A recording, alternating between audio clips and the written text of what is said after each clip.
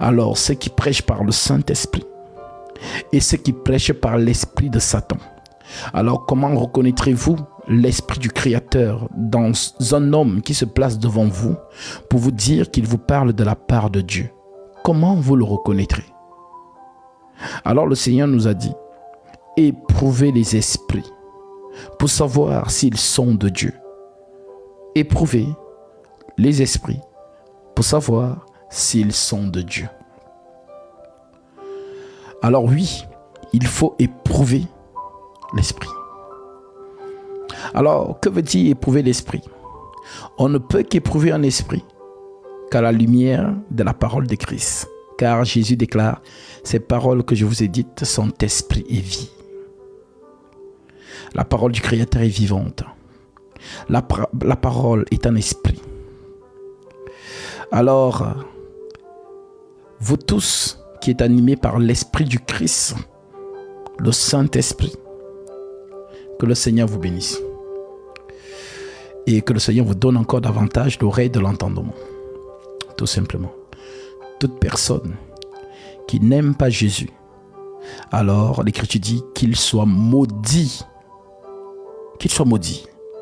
Toute personne qui ne reçoit pas le Christ, qui n'aime pas Jésus-Christ, comme étant le seul vrai Dieu tout-puissant manifesté en chair, conformément à 1 Timothée 3,16. Le mystère de la piété est grand. Dieu a été manifesté en chair, justifié par l'Esprit, vu des anges, prêché aux gentils, cru dans le monde et élevé dans la gloire. Alors toute personne qui ne reconnaît pas cette suprématie, qu'il soit maudit, tel que l'a dit l'apôtre Paul, sur 1 Corinthiens chapitre 16, que nous pourrons examiner. L'Écriture dit,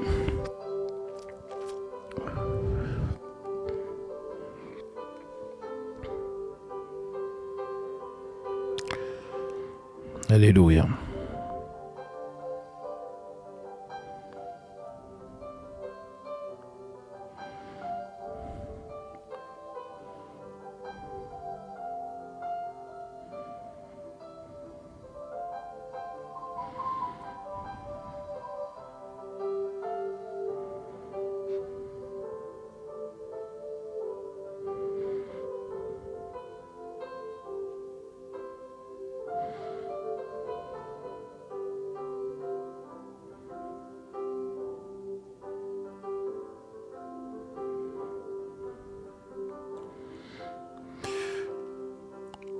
En Corinthiens 16, verset 19. Les églises d'Asie vous saluent. Aquilas et Priscille, avec l'église qui est dans leur maison, vous saluent. Beaucoup dans le Seigneur. Tous les frères vous saluent. Saluez-vous les uns les autres par un saint baiser. Je vous salue, moi Paul, de ma propre main. Si quelqu'un n'aime pas le Seigneur, qu'il soit anathème. Si quelqu'un n'aime pas le Seigneur, qu'il soit anathème. Et anathème veut dire maudit. Si quelqu'un n'aime pas Jésus-Christ, qu'il soit maudit. Alors, aujourd'hui, je suis encore heureux de vous accueillir ce soir pour enraciner la saine doctrine en vous. Car oui, la saine doctrine, c'est la plus petite des choses et c'est la plus grande en même temps.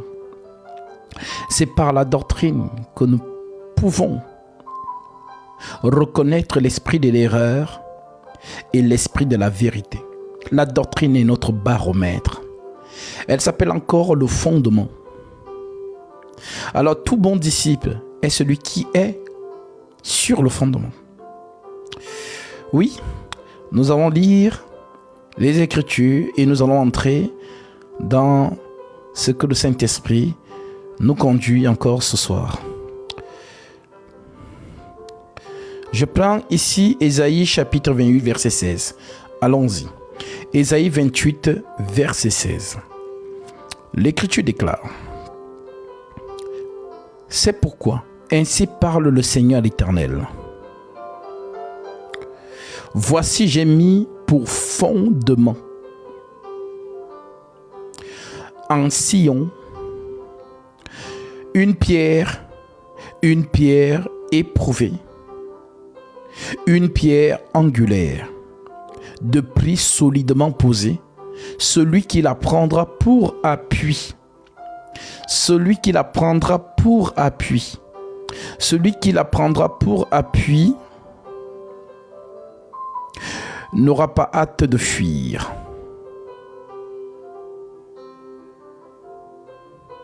Je ferai de la droiture une règle et de la justice un niveau.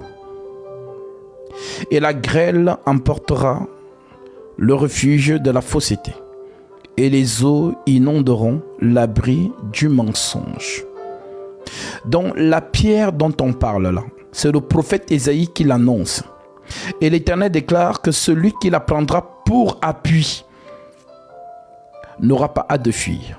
Alors l'appui de toi qui me regardes, toi qui te dis disciple de Jésus-Christ, ton appui, c'est le fondement, la pierre angulaire.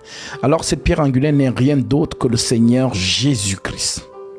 Alors pour pérenniser cette prophétie, le Seigneur Jésus-Christ va te dire dans Matthieu chapitre 7, au verset 24, le Seigneur déclare, c'est pourquoi quiconque entend ces paroles que je dis et les met en pratique sera semblable à un homme prudent qui a bâti sa maison sur le roc. C'est pourquoi quiconque entend ces paroles que je dis et les met en pratique sera semblable à un homme prudent qui a bâti sa maison sur le roc. Donc ta prudence à toi, ma soeur, mon frère, toi qui m'écoutes, c'est l'écriture. Ta prudence, c'est l'écriture. Comme vous êtes devenu têtu dans cette génération, vous allez au-delà de ce qui est écrit. Vous jouez avec les écritures comme si c'était le damier. Attention. L'écriture est le baromètre, c'est la pierre angulaire. L'écriture doit toujours être ta référence et non le raisonnement. Alors, Paul insiste à son tour dans Colossiens chapitre 2, verset 8. L'apôtre Paul déclare par le Saint-Esprit que personne ne fasse de vous sa proie par la philosophie ou par une vaine tromperie, s'appuyant sur les traditions des hommes, sur les rudiments du monde et non sur Christ. Oui, on en revient toujours. Christ c'est le roc, Christ c'est l'écriture, Christ c'est la parole. Alors ma sécurité en tant que disciple de Jésus-Christ, jusqu'à ce qu'il puisse se manifester dans les airs pour nous ravir, je dois rester fidèle à ce qui est écrit. C'est ça ma sécurité. Si vous n'êtes pas fidèle à ce qui est écrit, Satan va vous emporter, comme Paul l'a prédit. Alors, il l'a prédit où? Allons lire. Actes chapitre 20.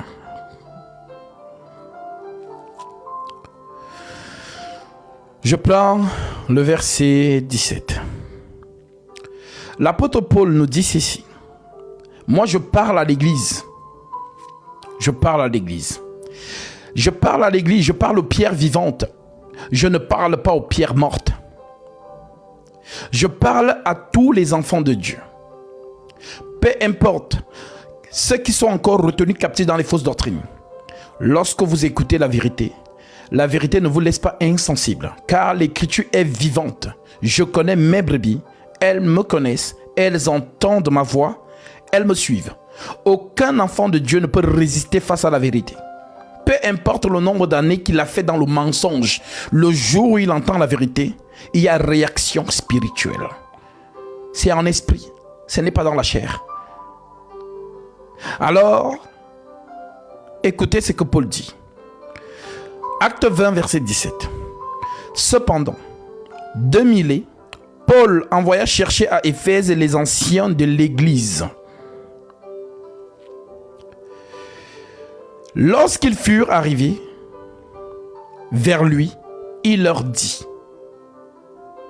vous savez de quelle manière, depuis le premier jour où je suis entré en Asie, je me suis sans cesse conduit avec vous, servant le Seigneur en toute humilité, avec larmes et au milieu des épreuves que me suscitaient les embûches des Juifs.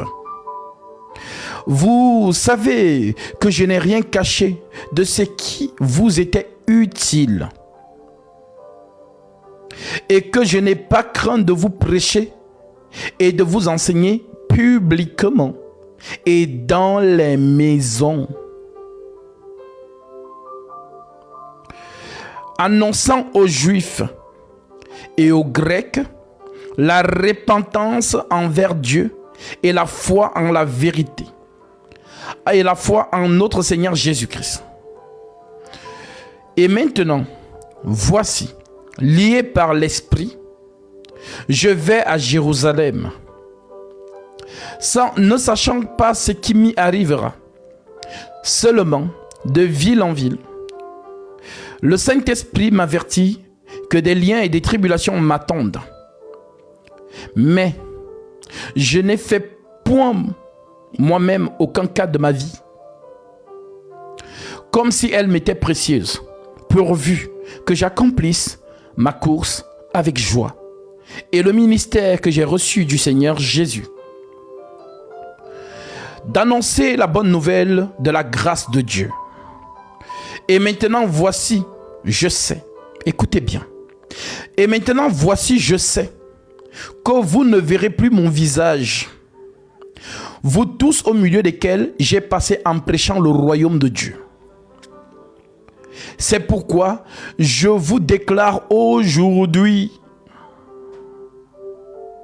que je suis pur du sang de vous tous, car je vous ai annoncé tout le conseil de Dieu sans en rien cacher. Car je vous ai annoncé tout le conseil de Dieu sans en rien cacher. En d'autres termes, il n'y a pas de révélation au-dessus de ce que l'apôtre Paul a reçu. C'est le terminus. Les choses que je vous enseigne aujourd'hui, Paul vous l'a dit, mais vous n'avez pas compris. Voilà pourquoi le Seigneur suscite ce don ministériel pour vous faire comprendre la plume de Paul. Lorsqu'on parle de plume, c'est l'écriture. Parce que Paul prêche aux esprits. Il ne prêche pas aux hommes. Voilà pourquoi l'homme intellectuel ne peut pas comprendre la plume de Paul. L'apôtre Pierre lui-même le dit. Je vais prendre un raccourci. Je prends 2 Pierre, chapitre 3. 2 Pierre 3, nous sommes au verset 15.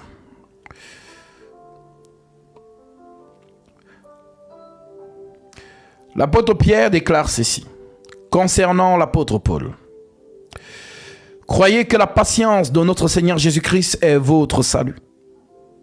Comme notre bien-aimé frère Paul vous l'a aussi écrit selon la sagesse qui lui a été donnée.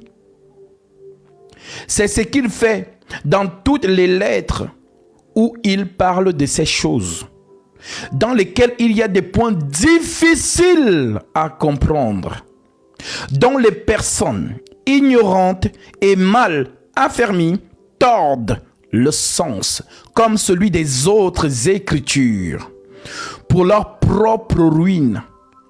Personne ne peut comprendre les lettres de Paul si cette personne n'a pas le Saint-Esprit. J'ai le même don ministériel que l'apôtre Paul. Voilà pourquoi toutes ces lettres, je suis en train de vous les déchiffrer parce que vous n'avez pas compris son enseignement.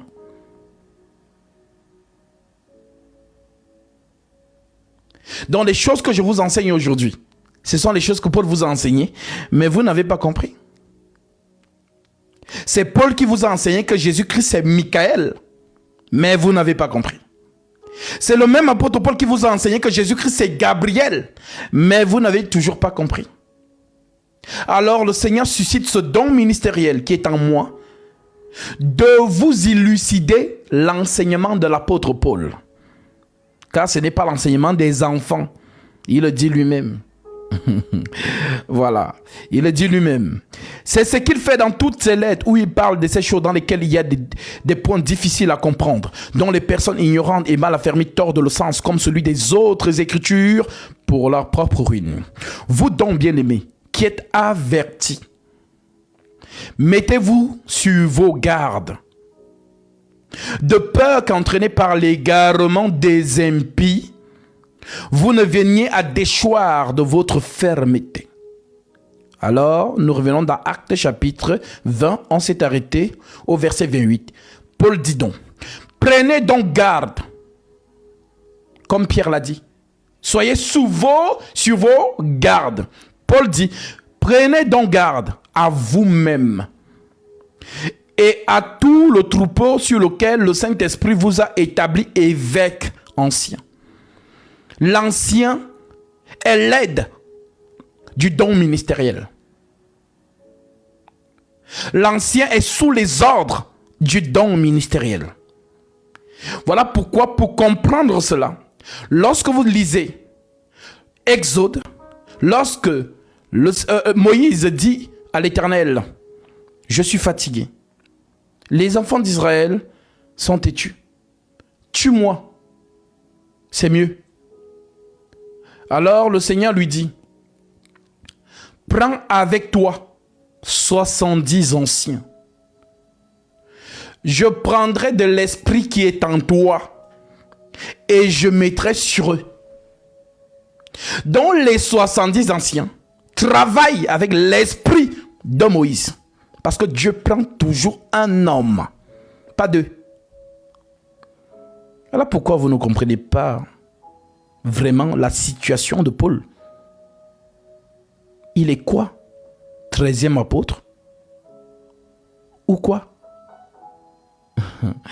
Paul, c'est un prophète.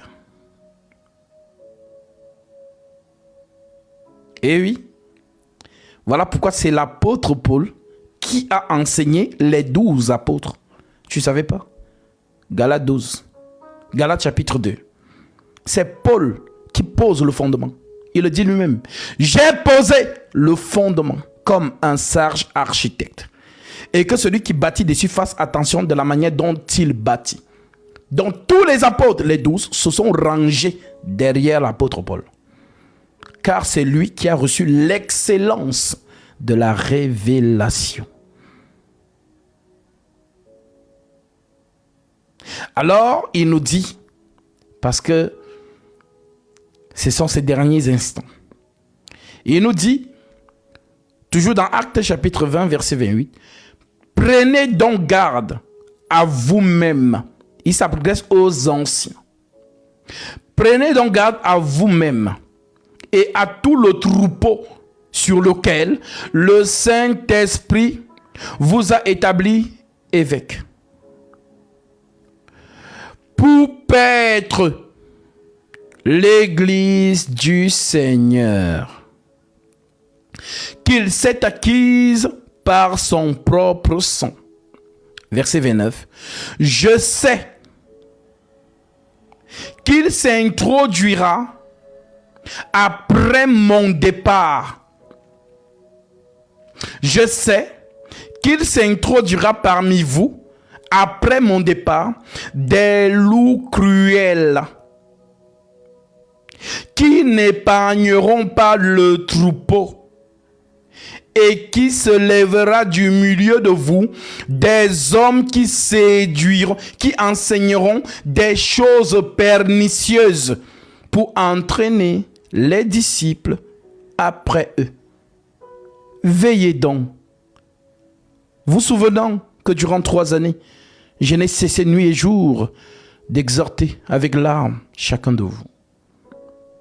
Et oui, Satan a attendu que Paul parte. Depuis qu'il est mort, qu'il allait dormir avec les saints, Satan est venu. Vous voulez encore une autre preuve? Je vous la donne. Prenons 1 Corinthiens chapitre 11. Allons-y. Je vous amène quelque part. 1 Corinthiens chapitre 11, versets 1 à 2. L'Écriture dit, soyez mes imitateurs, comme je le suis moi-même de Christ. Soyez, dit-il, mes imitateurs, comme je le suis moi-même de Christ. Verset 2. Je vous loue de ce que vous vous souvenez de moi à tous égards et de ce que vous retenez mes instructions telles que je vous les ai données. N'allez pas au-delà. Les instructions, dont l'enseignement que je vous ai donné, gardez ça tel que je vous l'ai donné. Je donne encore une autre écriture. Prenons maintenant 2 Corinthiens, chapitre 11, verset 1. L'Écriture dit quoi? Oh, c'est Paul qui parle. Si vous pouviez supporter de ma part un peu de folie, mais vous me supportez, car je suis jaloux de vous, d'une jalousie de Dieu, parce que je vous ai fiancé. Je vous ai fiancé à un seul époux pour vous présenter à Christ comme une vierge pure. Toutefois, de même que le serpent séduisit Ève par sa ruse, je crains que vos pensées ne se corrompent et ne se détournent de la simplicité à l'égard de Christ. Car si quelqu'un vient vous prêcher un autre Jésus que celui que nous vous avons prêché, ou si vous recevez un autre esprit que celui que vous avez reçu, ou un autre évangile que celui que vous avez embrassé, vous le supportez fort bien. Il vous l'a dit. Il vous a dit dans Acte 20 qu'après son départ, il y aura des loups cruels qui vont s'introduire. Maintenant, les loups cruels, c'est qui? Le loup cruel, c'est celui qui va au-delà de l'enseignement que Paul a donné par le Saint-Esprit. Par exemple, l'apôtre Paul vous a dit par sa plume, je ne permets pas à la femme d'enseigner. Mais vous avez des loups qui sont entrés et qui vous disent que la femme enseigne. Maintenant, vous êtes au milieu de tout ça. Vous vous rangez derrière qui? Derrière l'Écriture ou derrière les hommes de 2023 qui vous perturbent? C'est votre problème. L'Écriture est là. Elle ne bouge pas. Vous n'allez jamais brûler cette Écriture. Alors tous ceux qui sont fidèles à Christ, restez fidèles à l'enseignement que l'apôtre Paul vous a donné. Il dit encore dans 2 Thessaloniciens chapitre 2 verset 15. Ainsi donc frères, demeurez fermes et retenez les instructions que vous avez reçues, soit par notre parole, soit par notre lettre. Les lettres, vous les avez. Et dans les lettres que vous avez, c'est écrit. Mais vous, c'est ça, c'est ce qu'on appelle l'iniquité. C'est-à-dire que vous laissez l'Écriture pour suivre les hommes. Continuez. Continuez. Mais l'Écriture reste là.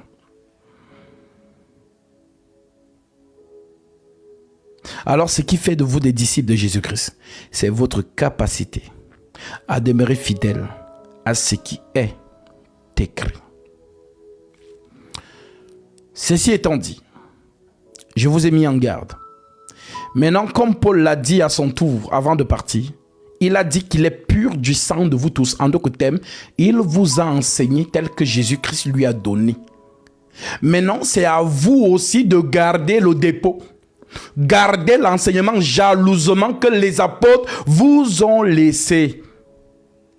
Que personne ne vienne vous perturber en 2023.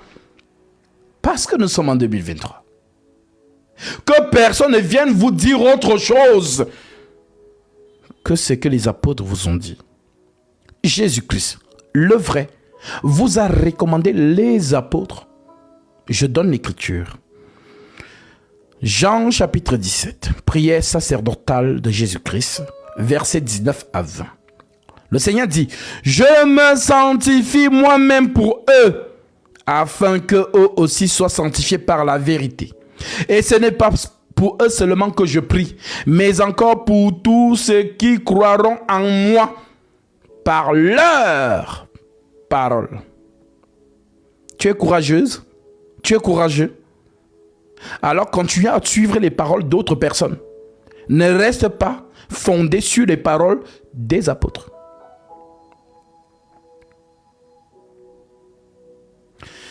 Alors, vous que le Seigneur a convié dans ce live, soyez attentifs. Parce que lorsque je monte dans l'enseignement, les démons viennent aussi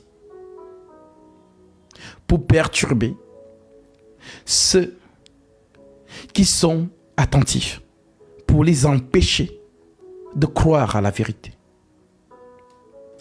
Je vous montre ça à la lumière des Écritures.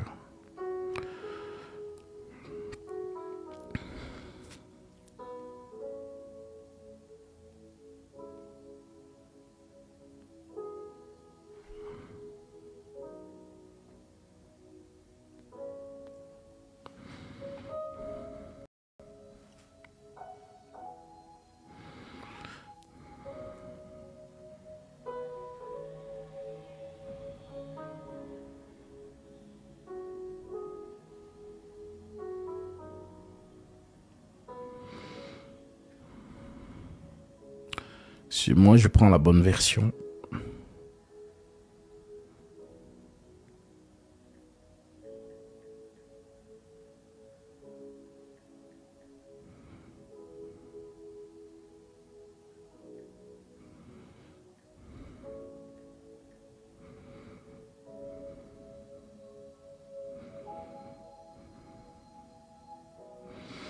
Nous sommes dans Acte 13.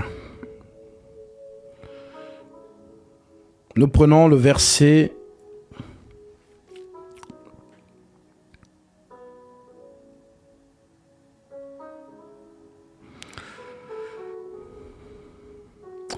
Nous prenons le verset 6. Voici ce qui se passe lorsque la vérité est annoncée et que Satan ne veut pas que vous puissiez l'écouter. Voilà pourquoi je vous dis d'être attentif dans les commentaires. Vous n'êtes pas là pour lire les commentaires. Écoutez. Vous avez la Bible avec vous et votre bloc-notes pour noter les choses que vous n'allez pas comprendre. Acte 13, verset 6. Ayant ensuite traversé toute l'île jusqu'à Paphos, ils trouvèrent un certain magicien, faux prophète, juif, nommé Bar Jésus, qui était avec le préconsul Sergio Paulus, homme intelligent. Ce dernier fit appel à Barnabas et à Paul et manifesta le désir d'entendre la parole de Dieu. Mais Élymas, le magicien, car c'est ce que signifie son nom, leur faisait opposition, cherchant à détourner de la foi le proconsul. Alors Saoul, appelé aussi Paul, rempli du Saint-Esprit, fixa les regards sur lui et dit: Homme plein de toute espèce de ruse et de fraude, fils du diable,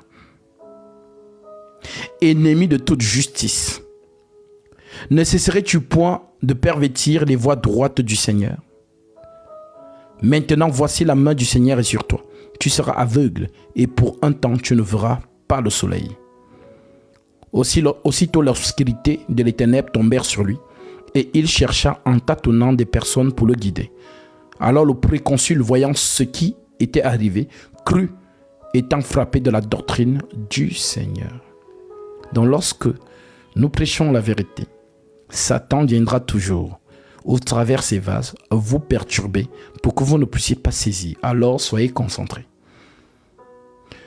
Ce qui vient de se passer là, c'est ce que Jésus avait dit dans Matthieu 13, verset 19. Il nous dit quoi? Lisons. Matthieu 13, verset 19. L'Écriture dit: Lorsqu'un homme écoute la parole du royaume et ne la comprend pas, le malin viens et enlève ce qui a été semé dans son cœur. Cet homme est celui qui a reçu la semence le long du chemin. Alors j'espère pour vous que vous n'êtes pas l'homme du long du chemin. Soyez concentrés. Alors, une fois que ceci est dit, je vous parle aujourd'hui du péché.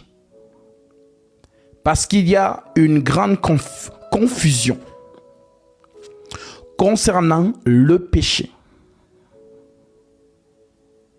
Et tant que vous n'avez pas compris c'est quoi le péché, alors Satan joue toujours avec vos pensées.